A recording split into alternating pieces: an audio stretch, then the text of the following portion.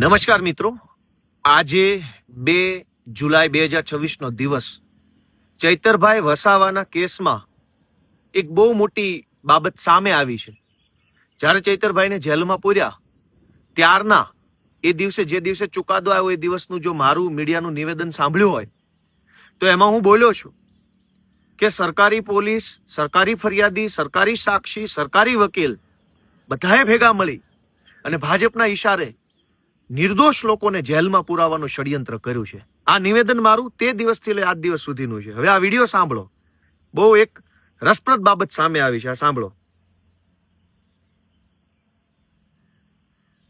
ડેડિયાપાડાના forest officer પરના હુમલા, ખંડણી અને ફાયરિંગના કેસમાં તાજેતરમાં નામદાર સેશન્સ કોર્ટે એમએલએ ચૈતર વસાવા સહિત અન્ય 8 જણને 7 વર્ષની સખત કેદની સજા કરવામાં આવેલી.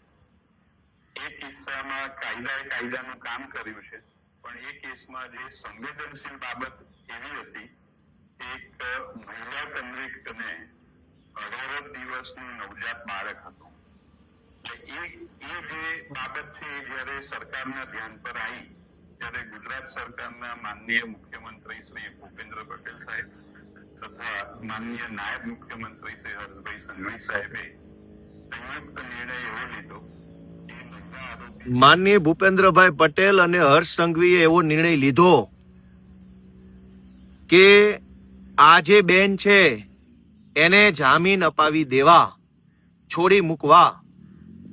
આ વિડીયોમાં આપણા ગુજરાત હાઈકોર્ટના સરકારી વકીલ શ્રી છે, તેઓ એવું જણાવે છે કે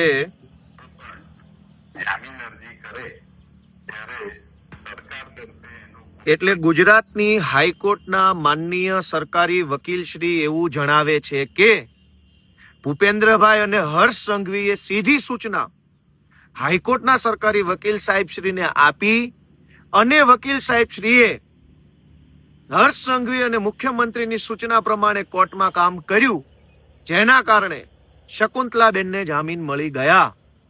હું આ જ વાત પહેલા દિવસથી કહું છું કે મુખ્યમંત્રી અને હર્ષ સંઘવી સરકારી વકીલોને પહેલા દિવસથી સૂચના જ ખાનગીમાં અને જાહેરમાં આપતા હશે.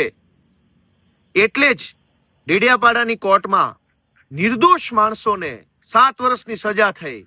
આ સ્પષ્ટ રીતે સાંભળો, ફરીથી હું તમને સંભળાવું. કેસમાં જે સંવેદનશીલ બાબત એવી હતી, એક મહિલા કન્વિક્ટને 18 દિવસનું નવજાત બાળક હતું. એટલે એ જે બાબત છે જ્યારે સરકારના ધ્યાન પર આવી ગુજરાત સરકારના માનનીય મુખ્યમંત્રી શ્રી ભૂપેન્દ્ર પટેલ સાહેબ તથા માનનીય નાયબ મુખ્યમંત્રી શ્રી હર્ષભાઈ સંઘવી સાહેબે સંયુક્ત નિર્ણય લીધો. હર્ષ સંઘવી અને ભૂપેન્દ્ર પટેલે સંયુક્ત નિર્ણય લીધો કે ચૈતર વસાવાને ખોટા કેસમાં 7 વર્ષની સજા પાડી આદિવાસી સમાજને જાગૃત કરે છે એ કામ રોકવાનું છે. આ ખેલ આજે ખુલ્લો પડી ગયો. હાઈકોર્ટના માનનીય સરકારી વકીલ શ્રી પોતે બોલે છે કે એને સરકારમાંથી સીધી સૂચના મળી અને કોની અધિકારીની નહીં, કાયદા વિભાગના આઈએએસ ની નહીં, કાયદા વિભાગના સચિવ, ઉપસચિવ, નાયબ સચિવ, મદદનીશ સચિવ વગેરેની નહીં, સીધી ગૃહમંત્રી હર્ષ સંઘવી અને ભૂપેન્દ્ર પટેલની સીધી સૂચના મળી. તો એનો અર્થ એમ થયો કે આ આખા કેસની અંદર સીધી સૂચના ત્યાં બેઠેલા 2 માણસોએ આપી છે, ચૈતર વસાવાને જેલમાં પૂરવાની.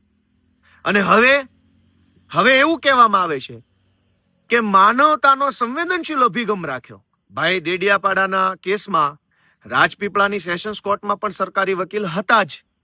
તો રાજપીપળાની સરકારી વકીલ જે કોર્ટમાં સરકારી વકીલ છે એને મુખ્યમંત્રી અને ગૃહમંત્રીએ કેમ માનવતાનો સંદેશ ન આપ્યો? ત્યાં તો સરકારી વકીલે જે કાંઈ દલીલો કરવાની હતી એ કરી, ખોટી સજા પડાવડાવી. અને હવે મુખ્યમંત્રી સંવેદનશીલ થઈ ગયા, ગૃહમંત્રી માનવતાનો અભિગમ દાખવતા થઈ ગયા. શું કામ? કેમ કે આજે ડેડિયાપાડાના પીઠા ગ્રાઉન્ડમાં 1 લાખ આદિવાસીઓ એકઠા થયા ને એટલે માનવતા યાદ આવી.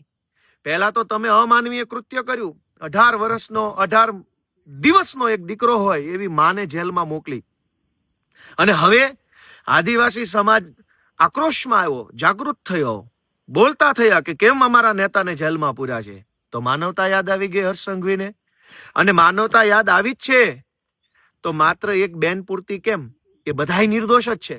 તમારી રાજકીય લડાઈ ચૈતર વસાવા સાથે છે, પણ આ કેસમાં 9 આરોપી પૈકી ચૈતર વસાવાને બાદ કરતા બાકીના બધા જ માણસો બિન રાજકીય છે, ખેડૂતો છે, એમની પત્ની છે, એમની દીકરીઓ છે.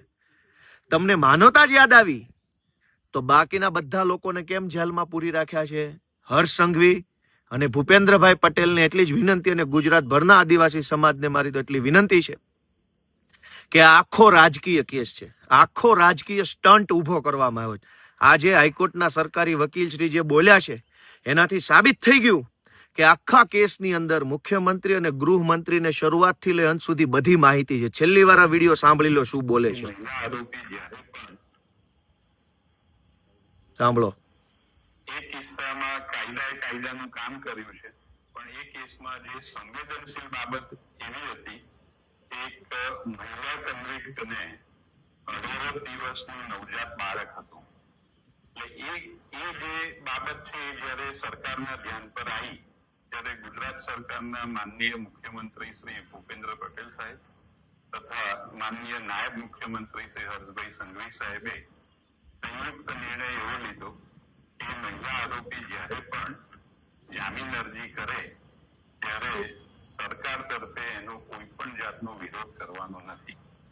જેથી એ સૂચનાને અનુસરીને ગુજરાત સરકારના પ્રોસિક્યુટર તરીકે સૂચનાને અનુસરીને જ્યારે નાંદેડ એટલે હાઈકોર્ટમાં કે સરકાર સૂચનાઓ આપે છે, અને સરકાર સૂચના આપે એ તો હું સમજુ છું, પણ સરકાર સૂચના આપે તો સરકારનો કર્મચારી, અધિકારી, એનો ઓથોરાઇઝ માણસ આપે. મુખ્યમંત્રી ક્યારેય કોઈને સીધી સૂચના ન આપે. આમાં સીધી સૂચના આપી છે. એનો અર્થ એમ કે ચૈતર વસાવાને જેલમાં પૂરવા માટેનું આખું ષડયંત્ર હર્ષ સંઘવી અને મુખ્યમંત્રીએ ભેગા મળીને કર્યું છે એવું આજની આ બાબત પરથી સાબિત થાય છે. જય આદિવાસી.